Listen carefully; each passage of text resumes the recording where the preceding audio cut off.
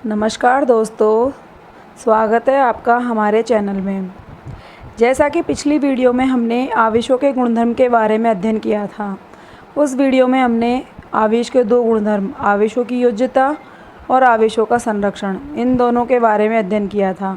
आज हम इस वीडियो में आवेशों की निश्चरता एवं आवेशों का क्वांटीकरण, इन दोनों गुणधर्मों के बारे में अध्ययन करेंगे।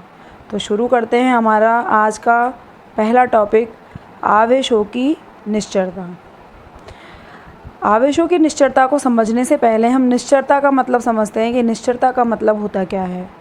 तो निश्चरता का मतलब देखो क्या होता है, इंग्लिश में इसको कहते हैं इनवेरिएंस। तो वैसे देखा जाए तो इसका मतलब ये होता है कि वेलोसिटी से कोई इफेक्टेड ना हो, यानी कि वेग का कोई भी प्रभाव ना पड़े। तो यहाँ हम आवेश की बात कर रहे हैं, तो यहाँ पे इसका मतलब हो गया, आवेश के संदर्भ में निश्चरता का मतलब हो गया कि आवेश पर वेग का कोई प्रभाव ना पड़े। और वेग हमारा भौतिक विज्ञान में निर्देश फ्रेम के हिसाब से बदलता है। तो यदि कोई एक फ्रेम है ये एस और दूसरा फ्रेम है हमारे पास ये वाला एस डैश, तो इन दोनों फ्रेम में अगर हम किसी आवेश को देखें, जैसे मान लो कोई आवेश यहाँ पे रखा है Q बराबर 3 कूलाम, तो यदि हम पहले एस फ्रेम की बात करें जो कि v वेग से गतिशील है, तो इसमें आवेश का मान हो जाएगा 3 कूलाम। और इसी आवेश को यदि हम दूसरे फ्रेम एस डैश में देखें जो कि v डैश वेग से गतिशील है, तो भी इस आवेश का मान 3 कूलाम ही रहेगा। यानी कि हम कह सकते हैं कि आवेश v वेग से जो गतिशील है उस फ्रेम में आवेश का मान इक्वस टू v डैश वेग से गतिशील फ्रेम में आवेश का मान, या हम दूसरी तरह से qs बराबर q एस डैश भी लिख सकते हैं।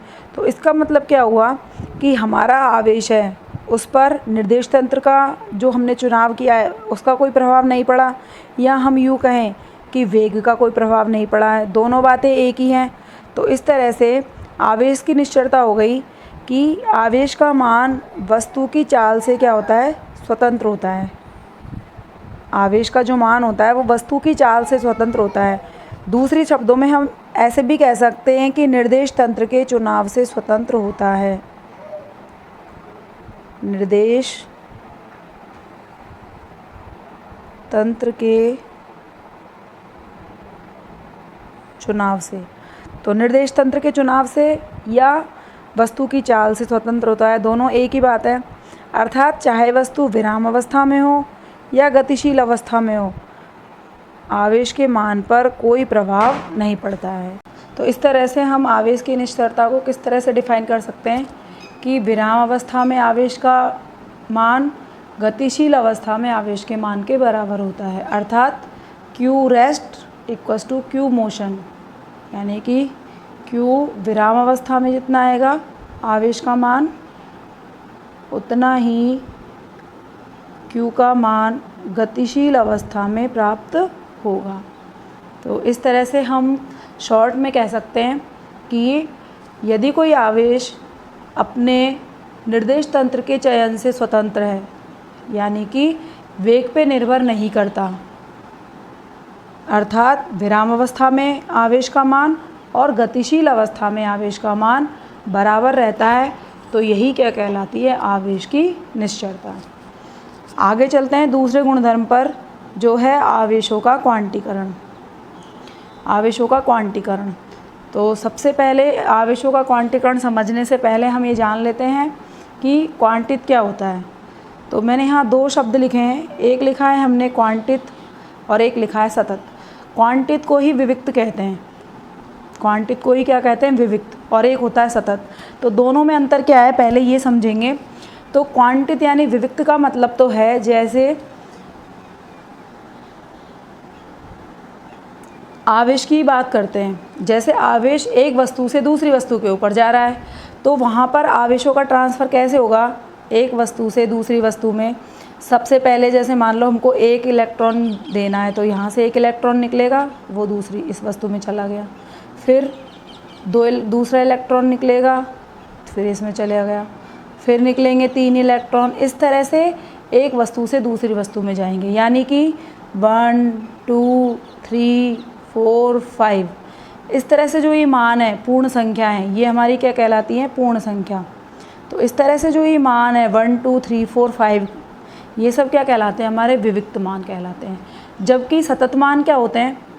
सतत में ये होता है कि एक के बाद सीधा 2 ना आके इसके बीच में जितनी भी संख्याएं हैं, 1.1 भी हो सकती है, 1.01 भी हो सकती है, यानी कि 1 और 2 के बीच जितने भी संभव मान हैं वो सारे अगर हों तो वो कहलाता है हमारा सतत। यानी कि सतत में क्या होगा कि आवेश की बात करें या किसी और की बात कर लेते हैं, द्रव्यमान की बात कर लेते हैं, तो उसमें क्या होगा, हम 1 और 2 के बीच में भी कई सारे भाग कर सकते हैं। जबकि आवेश में ऐसा नहीं है, आवेश में एक के बाद सीधा दूसरा जाएगा। यानी कि हम यूँ कह सकते हैं कि 2 वस्तुओं की यदि बात की जा रही है, तो यदि आवेश की बात कर रहे हो और हम कह रहे हैं कि यदि आवेश क्वांटित है, तो आवेश का जो आदान प्रदान है वस्तु में वो संख्याओं के रूप में होगा, 1 2 3 4 के रूप में, पॉइंटों के रूप में नहीं होगा। जैसे 1.1 गया, या हम कह दें 1/2 गया, या हम यूँ कहें 3/4 गया, तो ये संभव नहीं है। हमारे जो मान है वो इस रूप में आदान प्रदान किए जाएंगे। तो इसका मतलब, विविक्त का मतलब समझ में आ गया कि पूर्ण संख्या के ये रूप में यदि किसी वस्तुओं का आदान प्रदान किया जाता है तो वो कहलाता है हमारा विविक्त। और यदि पूर्ण संख्या नहीं हो, भिन्नात्मक रूप में भी यदि ऐसा संभव हो और भिन्नों के रूप में यदि हम वस्तु का आदान प्रदान करें तो वो हमारा कहलाता है सतत। ठीक है। तो आवेशों के क्वांटीकरण से क्या मतलब है कि जब हम किसी वस्तु को आवेश देते हैं तो आवेश जो दिया जाता है वो पूर्ण संख्या के रूप में दिया जाता है। या हम यूँ कहें कि एक वस्तु से दूसरी वस्तु में जब आवेश जाएगा, एक वस्तु से दूसरी वस्तु में जब हम आवेश जाएगा तो वो किसके रूप में जाएगा? इलेक्ट्रॉन के पूर्ण गुणज के रूप में। यानी कि हमने ऐसे दिया इलेक्ट्रॉन 1e या 2e या 3e, कितना भी दे सकते हैं। यहाँ पर जो आवेश का स्थानांतरण है वो भिन्न के रूप में संभव नहीं है। e/2 e/3 ये भिन्न के रूप में लिखा है। अगर हम वैसे भी लिखें तो 1/2 का मतलब होता है 1/2 का मतलब होता है हमारा 0.5। तो 0.5 है, 1/3 है तो 0.33। तो इस रूप में आवेश का स्थानांतरण संभव नहीं है। तो इस तरह से हम कह सकते हैं कि जो आवेश का आदान प्रदान है वो किसके रूप में होगा? आवेश का जो आदान प्रदान है वो किसके रूप में होगा? E के पूर्ण गुणज के रूप में, अर्थात Q बराबर ±NE। तो ये हो गया आवेश का क्वांटीकरण। यानी कि आवेश का जो स्थानांतरण है वो आवेश के क्वांटा E या आवेश E के पूर्ण गुणज के रूप में होता है। अब क्वांटा क्या है?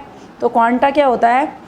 जो न्यूनतम मान हमने वस्तु पर आदान प्रदान किया है। जैसे हमने 2 वस्तुएं मानी हैं तो जब आवेश का आदान प्रदान कर रहे हैं तो 1e 2e 3e इस रूप में जा रहा है।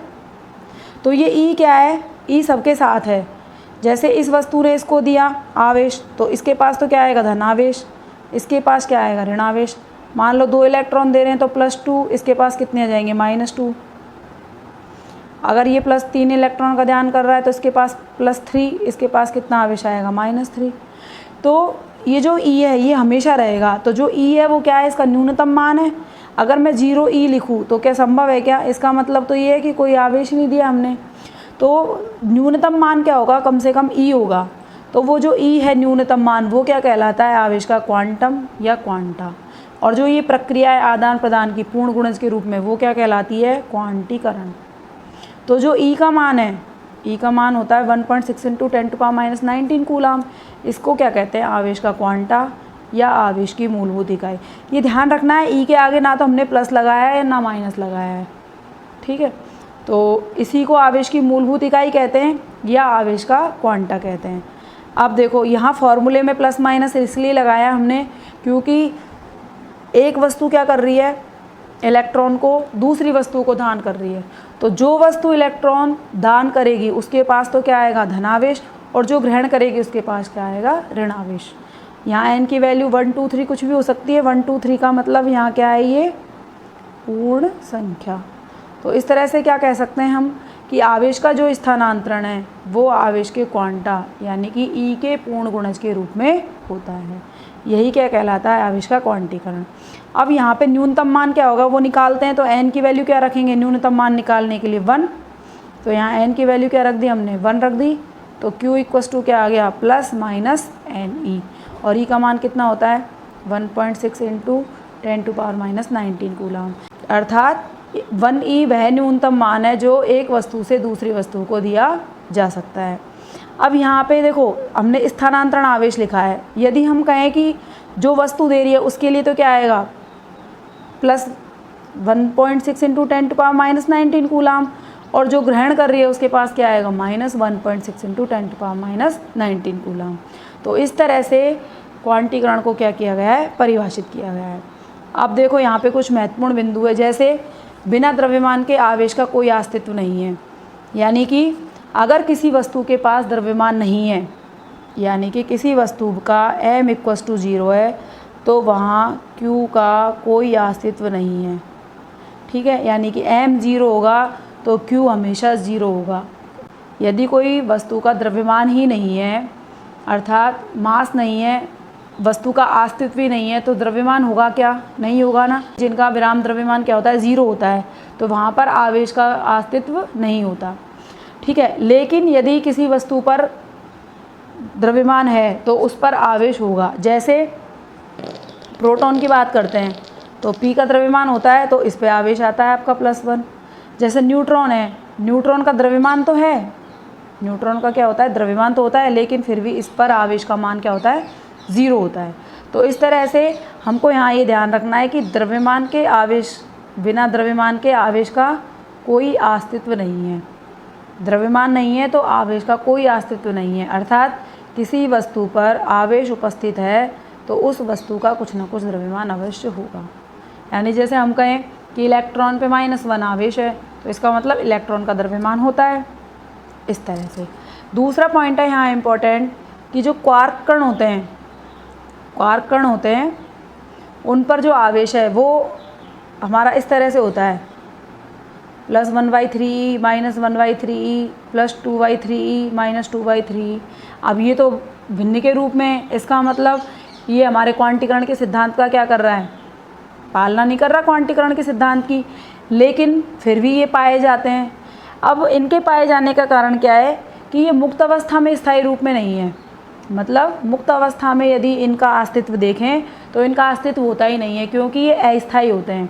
तो ये किसी ना किसी के साथ कंबाइंड होके रहते हैं, अकेले इनका कोई अस्तित्व नहीं है। अकेला अस्तित्व नहीं होने से मतलब है जैसे एक वस्तु से दूसरी वस्तु की ओर आवेश जा रहा है तो हम कह सकते हैं कि भाई ये गया आवेश, यहाँ आ गया, लेकिन हम क्वार्क कणों के लिए नहीं कह सकते कि यहाँ से एक क्वार्क कण निकला और ये इस पे चला गया। ठीक है, तो क्वार्क कणों का क्या है, स्वतंत्र अवस्था में अस्तित्व नहीं है। तो यहाँ पे ये 2 मेन पॉइंट है जो ध्यान रखने हैं। जो क्वांटीकरण है वो क्या है कि आवेश का जो स्थानांतरण है, आवेश का जो स्थानांतरण है वो E के पूर्ण गुणज के रूप में होता है। अर्थात Q बराबर ±N। ये हमारे न्यूमेरिकल सॉल्व करने में भी काम आएगा, इसलिए ये हमें ध्यान रखना है। आवेश के क्वांटीकरण को समझने के लिए हम एक एग्जाम्पल लेते हैं। एग्जाम्पल है हमारा, क्वेश्चन है, एक कूलाम आवेश में कितने इलेक्ट्रॉन होंगे, एक कूलाम आवेश में कितने इलेक्ट्रॉन होंगे। तो यहाँ हमको Q की वैल्यू दी हुई है, Q इक्वस टू कितना दे रखा है, 1 कूलाम। कितने इलेक्ट्रॉन होंगे, इसका मतलब इलेक्ट्रॉन की संख्या पूछिए, यानी n की वैल्यू ज्ञात करनी है। फॉर्मूला है हमारे पास Q इक्वस टू NE, यहाँ पे वैल्यू रख देंगे। अब हमसे पूछा है कितने इलेक्ट्रॉन होंगे, इसका मतलब n की वैल्यू पूछी है। तो यहाँ से अगर हम देखें तो n इक्वस टू कितना आ गया हमारे पास, Q/E। वैल्यू रख देते हैं, Q की वैल्यू कितनी दे रखी है, 1 कूलाम, और E की वैल्यू कितनी हम जानते हैं, 1.6 इंटू 10⁻⁻19। सॉल्व कूलाम और लिखेंगे, कूलाम से कूलाम कैंसिल हो गया, तो क्या रह गया हमारे पास? हमारे पास रह गया n इक्वस टू 1/1.6 इंटू 10⁻⁻19। अब इसको सॉल्व कर लेते हैं। तो n इक्वस टू 1/1.6 को नीचे रख लेते हैं, इसको ऊपर ले जाते हैं तो ये हो गया 10⁻+19। जब आप इसको सॉल्व करोगे तो n इक्वस टू हमारे पास आएगा 6.25 इंटू 10⁻18 इलेक्ट्रॉन। तो इस तरह से ये न्यूमेरिकल सॉल्व हो गया। एक बार वापस से देख लो। हमसे पूछा गया है एक कूलाम आवेश में कितने इलेक्ट्रॉन होंगे। इसका मतलब एक कूलाम आवेश का मतलब हो गया, क्यू की वैल्यू दी गई है 1 कूलाम। कितने इलेक्ट्रॉन होंगे, इसका मतलब संख्या पूछी है, तो n इक्वस टू ज्ञात करनी है। फॉर्मूला क्या है हमारे पास? q equals to plus minus E. n की वैल्यू फाइंड आउट करनी है तो हमने लिख लिया n equals to q upon E. q की वैल्यू लिख ली हमने 1 कूलाम, e की वैल्यू हम जानते हैं ये होती है 1.6 इंटू 10⁻⁻19 कूलाम। कूलाम से कूलाम कैंसिल हो गया। आगे सॉल्व करेंगे तो n इक्वस टू आ गया 1/1.6 इंटू 10⁻⁻19 कूलाम। -19 है, ऊपर ले गए तो +19 हो गए 1/1.6। जब आप इसको सॉल्व करोगे तो 6.25 इंटू 10⁻18। क्या पूछा था? इलेक्ट्रॉन की संख्या, तो ये क्या जाएंगे? इलेक्ट्रॉन। इस तरह से ये आवेश के क्वांटीकरण से संबंधित एक एग्जाम्पल है। इसके अलावा कुछ और एग्जाम्पल सॉल्व कर लेंगे।